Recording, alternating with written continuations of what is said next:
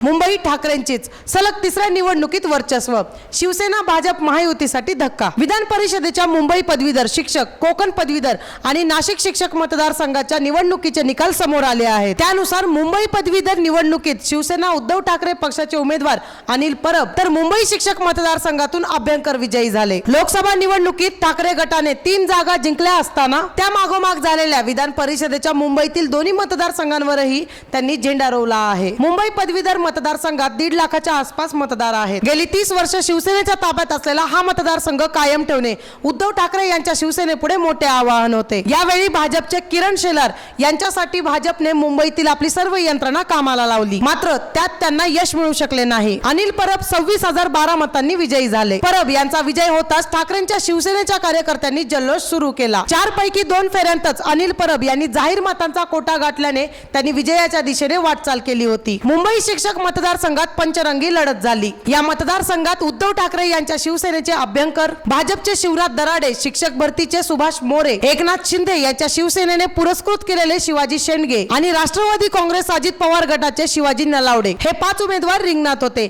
यात अभ्यंकर यांनी बाजी मारली। दरम्यान मुंबईवर ठाकरेंचा वरचष्मा असल्याचं पुन्हा एकदा सिद्ध झालं आहे, कारण विधानसभा, लोकसभा आणि विधान परिषद अशा 3 प्रकारच्या निवडणुकात ठाकरे गटाने आघाडी घेतली आहे। शिवसेनेत फूट पडल्यानंतर झालेली पहिली निवडणूक होती ती अंधेरी पूर्व विधानसभा मतदारसंघातील पोटनिवडणुकीची। भाजपने ऐनवेळी उमेदवारी मागे घेत ती बिनविरोध केली असली तरी ठाकरे गटाच्या ऋतुजा लटके विजयी झाल्या। त्यानंतर नुकत्याच झालेल्या लोकसभा निवडणुकीत ठाकरेंनी लढवलेल्या 4 पैकी 3 जागांवर त्यांना विजय मिळाला। अरविंद सावंत, अनिल देसाई आणि संजय दिना पाटील विजयी झाले, तर 4थ्या मतदारसंघातही शिवसेनेने निसटता विजय मिळवला। रवींद्र वायकर यांनी 48 मतांनी मिळवलेला विजय हा ठाकरे गटाकडून संशयाच्या फेऱ्यात आहे। विधानसभा, पोटनिवडणूक, लोकसभा आणि विधान परिषद अशा 3 निवडणुकीत ठाकरे गटाने मुंबईत विजय मिळवला असल्याने आगामी विधानसभा निवडणुका आणि महापालिका निवडणुकात भाजप शिवसेना महायुतीची धाकधूक वाढण्याची शक्यता आहे।